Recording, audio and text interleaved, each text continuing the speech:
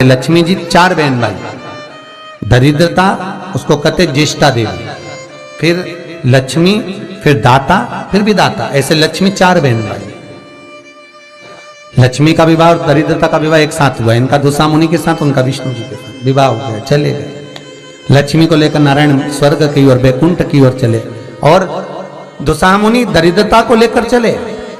जैसे ही अपने आश्रम में प्रवेश करने लगे तो दरवाजे पर ही दरिद्रता देवी को अंदर यज्ञ हो रहा था, पूजन हो रही थी, उसकी सुगंध उसको प्राप्त हो गई। प्राप्त हुई तो वो भागी, 1 मिनट ना रुकी और दौड़ कर गई और पीपल के वृक्ष के नीचे बैठ गई दरिद्रता देवी। जब पीपल के पेड़ के नीचे दरिद्रता बैठ गई, दुसा मुनि ने कहा चलती क्यों नहीं हो अंदर? मैं नहीं जा सकती, पहले यज्ञ बंद करवाओ, पूजन बंद। दरिद्रता कहती है मैं वहां रहती हूं जहां पूजन नहीं होती, मैं वहां रहती हूं जहां दिया नहीं जलाया जाता। दरिद्रता कहती है मैं वहां रहती हूं जहां पर पूजन पाठ अनुष्ठान यज्ञ पूजन कुछ ना हो, वहां ये दरिद्रता रहती। बंद करवा। दुसा मुनि बोले ये तो कभी बंद नहीं होगा, तो कह मैं जाऊंगी नहीं, पीपल के पेड़ के नीचे बैठी। दुसा मुनि के मन में आ गया, बताओ मेरी पत्नी मेरे घर में नहीं रहो, पीपल के नीचे रहे तो अच्छा लगेगा। दुसा मुनि गए दुर्वासा बाबा के पास पूछने के लिए। इतने में लक्ष्मी जी नारायण से बोली, प्रभु मेरी बहन से मिले बहुत दिन हो गए, चलो जरा मिलकर आए। भगवान गए तो लक्ष्मी जी मिठाई का डब्बा ले ए ज्येष्ठा दीदी तेरे लिए कुछ लाई हूं। ज्येष्ठा ने जो डब्बा खोला तो मिठाई का। क्रोध आ गया दरिद्रता को, हरी लक्ष्मी तुम मेरी बहन होकर तुझे ये नहीं मालूम कि मुझे क्या प्रिय और क्या प्रिय? तुझे मालूम है ना कि मुझे खट्टा और तीखा पसंद है, और तू लेकर मीठा आ रही है। फेंक दिया मिठाई का डब्बा, मेरे लिए खट्टा और तीखा लेकर आना था। लक्ष्मी जी बोली जी जी अब तेरी शादी हो गई, मैं समझी कि तब तो मीठा खाएगी, अब क्या मालूम था कि अभी भी खट्टा और तीखा खाएगी। फेंक दी। महाराज ये दोनों बहन का विवाह एक साथ हुआ है, इसलिए आज भी दोनों बहन प्रतिदिन घूमने के लिए एक साथ निकलती है। और हमारा शिव महापुराण का चरित्र, विष्णु पुराण का चरित्र, स्कंद पुराण का चरित्र कथा कहती है कि दरिद्रता हमारे घर में प्रवेश ना करे, इसलिए दरवाजे पर नींबू और मिर्ची को टांगा जाता है, जिससे दरिद्रता देवी बाहर की बाहर खाकर चली जाती है, और मिठाई का डब्बा अंदर रखा जाता है, जिससे लक्ष्मी अंदर प्रवेश कर जाती है। मिठाई घर के अंदर और दरिद्रता के लिए नींबू मिर्ची बाहर। ये बात प्रवेश ना चाहिए।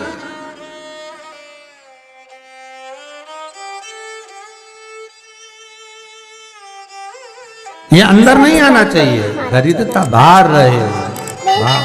ताकि आप अपडेटेड रहें हमारे हर एक वीडियो से। भगवान विष्णु कहते हैं दरिद्रता। आज शनिवार का दिन है, जिस दिन तुमने हमारा लक्ष्मी के साथ दर्शन किया है इस पीपल के पेड़ के नीचे। जो शनिवार के दिन पीपल के वृक्ष के नीचे दिया लगाता है, पूजन करता है, उसको लक्ष्मी प्राप्त हो। हमारे हर एक वीडियो से सोमवार, मंगलवार, बुधवार, गुरुवार, शुक्रवार, शनिवार, ये सारे वार हम पीपल के वृक्ष के नीचे लक्ष्मी के साथ विराजमान होंगे। दरिद्रता बोली वाह नारायण वाह, सब्सक्राइब करें हमारे मेरे दरवाजे पर आए और कहते हो कि मैं लक्ष्मी के साथ विराजमान होऊंगा। नारायण हमारे हर एक आप भले 7 दिन में निवास करो, मना नहीं है, पर एक दिन ये पीपल के वृक्ष में मेरा वासा होगा, और वो रविवार का दिन होगा। रविवार के दिन जो पीपल के वृक्ष के नीचे आएगा, खाली हाथ आएगा, उसके घर में ये दरिद्रता प्रवेश कर जाएगी। भगवान विष्णु ने कहा मान लो कोई जल लेकर आया, फूल लेकर आया, कोई सामान लेकर आया, तो दरिद्रता कहती अगर कोई वस्तु लेकर आया तो दरिद्रता उसके द्वार नहीं जाएगी। पर कोई खाली हाथ पीपल के वृक्ष के नीचे आया तो ये दरिद्रता जाएगी। आज भी नियम है महाराज, पीपल का वृक्ष अगर दीवालों पर लग गया, कहीं लग गया, नहीं उखड़ रहा, बार बार उखाड़ा फिर लग जाता, फिर उखाड़ो फिर लग जाता, तो रविवार के दिन एक नींबू को काटकर मिर्ची के साथ में उस पेड़ के नीचे रख दो और रविवार के दिन फिर उसको उखाड़ दो, कहीं ले जाकर लगवा दो, तब वो वृक्ष फिर वापस नहीं लगता। आज भी नहीं है। सब्सक्राइब करें। और अगर आप वैसे रोज उखाड़ोगे तो वो 2, 4, 8, 15 दिन में, 20 दिन में, 1 महीना, 4 महीना, 6 महीना वापस लगेगा, हमारे हर एक वीडियो से। वापस वहीं विराजमान है। पर नींबू कटा हुआ अगर रख दिया और मिर्ची रख दी और उसके बाद उसको उखाड़ा और कहीं ले जाकर लगा दिया आपने, फिर वो नहीं, सब्सक्राइब करें हमारा चैनल वास्तु फैक्ट। दरिद्रता में विराजमान है। अपडेटेड रहें। भगवान विष्णु लक्ष्मी से कहते हैं, लक्ष्मी ये पीपल का वृक्ष है, जिस वृक्ष के नीचे भगवान शिव का ही एक कपिल अवतार, पिपलेश्वर अवतार, सब्सक्राइब करें हमारा चैनल वास्तु फैक्ट, भगवान शिव का एक स्वरूप, ताकि आप अपडेटेड रहें हमारे हर एक वीडियो से। जो कि स्वयं दधीची ऋषि की धर्मपत्नी सुभार्च के गर्भ से भगवान का एक आनंदमय ज्ञान मुद्रा का स्वरूप उत्पन्न होगा, जिसका नाम पिपलाद होगा। वो यही पीपल के वृक्ष के नीचे निवास करेगा। इसकी जड़, सब्सक्राइब करें तना, पत्ते, ये सब पुण्य भागी हैं। अपडेटेड रहें हमारे हर एक वीडियो से। पुण्य भागी। एक सरल विषय में ध्यान देना, फिर निवेदन करूं। कई माताएं कहती है, गुरुजी हमने सफेद आंकड़े की जड़ बांधी और मान लो संतान हुई, और कई ऐसी हैं जिन्होंने बांधी और तो नहीं हुई है, तो उसके लिए भी ध्यान रखिएगा।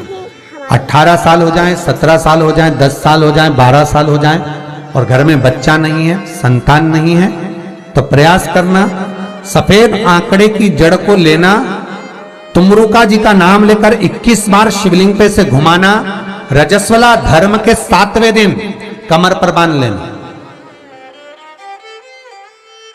और उसी दिन से एक पीपल का पत्ता मंगवाना, शंकर भगवान पर चढ़वाना और पीपल के पत्ते को गौ माता के दूध में उसको उकलवाना।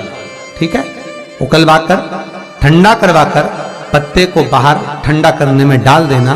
दूध जब ठंडा हो जाए, हथेली पर उस गिलास को रखना और भगवान शिव का तुमरुका जी का नाम लेकर उसको पीना चालू कर देना। लगभग 8 दिन 15 दिन उस दूध का पान कर कर फिर विश्राम करो। मारो, संतान की प्राप्ति अवश्य हो, संतान अवश्य प्राप्त हो। पीपल के वृक्ष में स्वयं मेरे भगवान शिव आनंद वास निवास करते हैं। बाबा भोलेनाथ स्वतः निवास कर रहे हैं। केवल एक पीपल के वृक्ष में कितना सुंदर लिखा पद्म पुराण में कि 52,000 ब्राह्मण का एक साथ निवास पीपल के वृक्ष में होता है। एक साथ में हमारे हर एक वीडियो से। 52,000 ब्राह्मण का एक साथ निवास पीपल के वृक्ष में है। और महाराज वट वृक्ष में भगवान ब्रह्मा का तो निवास है ही, पर वट वृक्ष में योगनियों का निवास भी है। जैसे नीम के वृक्ष में भी योगनियों का निवास होता है, वट वृक्ष में भी। ये 2 पेड़ जो ऐसे होते हैं, नीम का पेड़ और बड़ का पेड़, ये कहीं पर भी लगे हों, इसके पास में से आप जब निकल कर जाएंगे तो आपको थोड़ा सा मन में हल्का सा भय सा लगेगा। 2 वृक्ष ऐसे, एक नीम का, एक बड़ का। बट वृक्ष, बड़ का पेड़ और नीम का पेड़।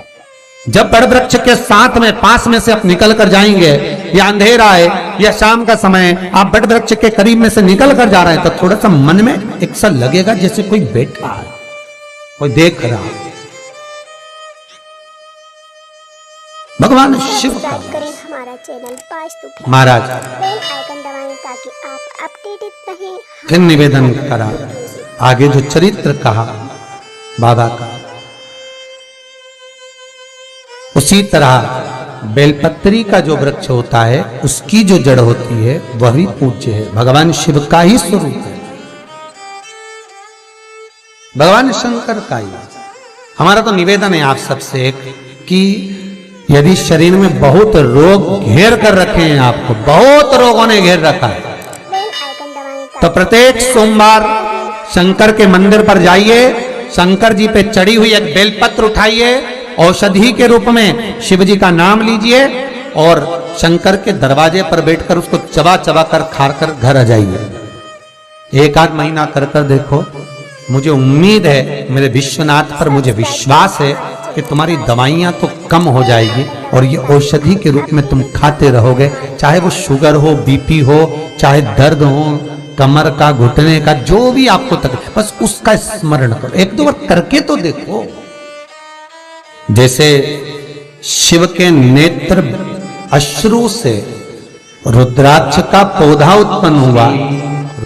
शिवाय नमस्तुभ्यं श्री शिवाय नमस्तुभ्यं श्री सब्सक्राइब करें हमारा चैनल शिवाय नमस्तुभ्यं। ताकि